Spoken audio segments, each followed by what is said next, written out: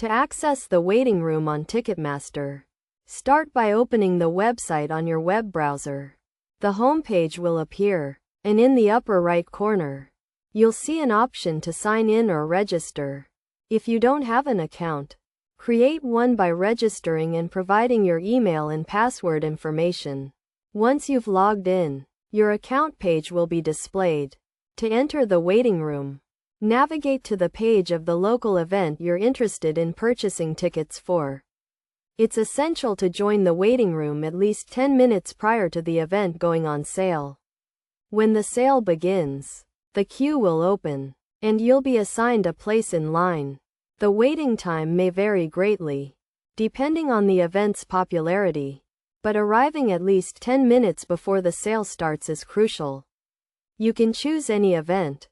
Click on Find Tickets and then join the waiting room, where you'll be given a spot in line.